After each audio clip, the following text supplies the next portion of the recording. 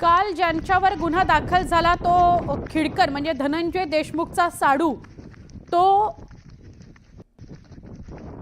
शरण यायला आलेला आहे. म्हणजे पोलीस स्थानकात येतोय तो, त्याची ही थेट दृश्य आपण बघतोय. ही लाल गाडी त्याचीच आहे.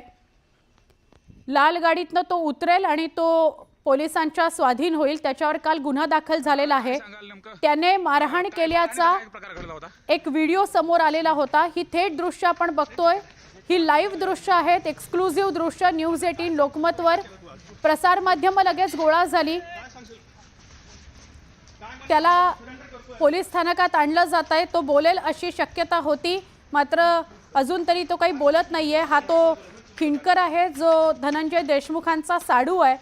त्यानं एकाला मारहाण केली, त्याच्याबरोबर 3-4 जण होती, त्यानं मारहाण केली असा त्याच्यावर आरोप आहे. तसा व्हिडिओ सुद्धा समोर आलेला आहे आणि त्यानंतर काल रात्री उशिरा त्याच्यावर गुन्हा दाखल झाला. आता त्याने का मारहाण केली, काय कारण, हे सगळं समोर येईल. पण त्याच्याबरोबर असलेल्या काही इतर जणांवर सुद्धा म्हणजे एकूण 7 जणांवर गुन्हा दाखल झालेला आहे.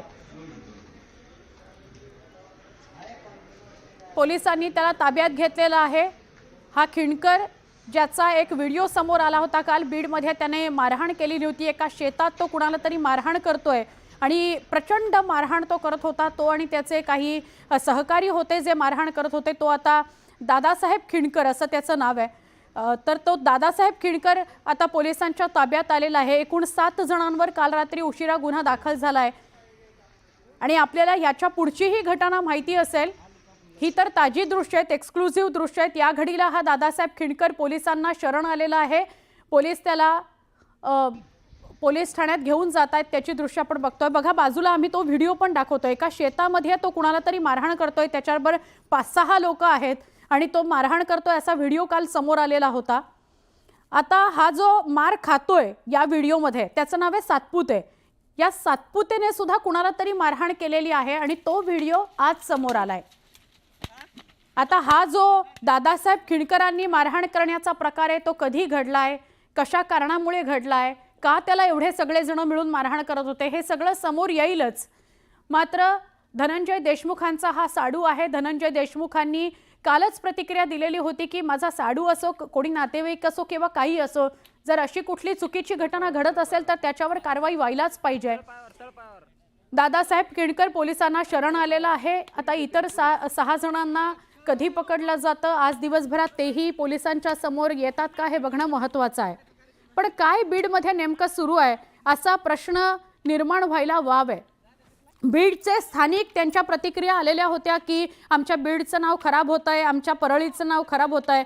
पण हे सगळे व्हिडिओ जर पाहत असतील तर त्यांनी स्वतःच आपल्या आजूबाजूला राहणाऱ्या आणि ही कृत्य करणाऱ्या लोकांना विचारलं पाहिजे की का नेमके असे प्रकार बीडमध्ये बळावलेत, कुणाच्या वरदहस्ताने हे प्रकार सगळे बीडमध्ये बळावलेत, ही गुंडगिरी कशी काय फोफावली आहे.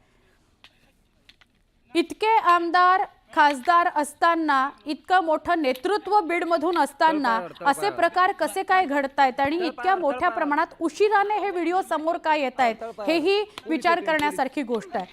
आता या सातपुतेला जी मारहाण करतायत दादासाहेब खिंडकर आणि त्यांचे सगळे सहकारी, ती का केली जाते, काय कारणामुळे केली जाते आणि असं एखाद्या शेतात नेऊन एखाद्याला मारहाण करायची आणि चुकून त्याचा त्यामध्ये जीव गेला तर काय म्हणजे गंभीर प्रकारे हा कसे धजावतो आपण अशा प्रकारची मारहाण करायला, त्याचा व्हिडिओ काढायला आणि ते सोशल मीडियावर टाकायला. हा दादासाहेब खिंडकर पोलिसांना शरण आलेला आहे. त्याची थेट दृश्य आपण बघतोय. अगदी काही मिनिटापूर्वी तो पोलिसांना शरण आलेला आहे. त्याच्याबरोबर इतर 6 जण ज्यांच्यावर काल रात्री गुन्हा दाखल झालाय तेही पोलिसांच्या ताब्यात येतात का हे बघायचं. पण गंभीर विषय आहे. उशिराने हे सगळे व्हिडिओ समोर काय येत आहेत, जाणीवपूर्वक ते कोण अपलोड करतंय सोशल मीडियावर आणि त्याने काय साध्य होणार आहे, सगळ्यांवर कडक कारवाई होणार आहे का आणि असे प्रकार थांबणार आहेत का, हे पालकमंत्री अजित पवार यांनी उत्तर द्यायला हवंय. अजित पवार यांनी दायित्व घेतलेलं आहे बीडचं आणि बीडमधूनच ह्या गंभीर घटना, हे गंभीर व्हिडिओ समोर येत आहेत.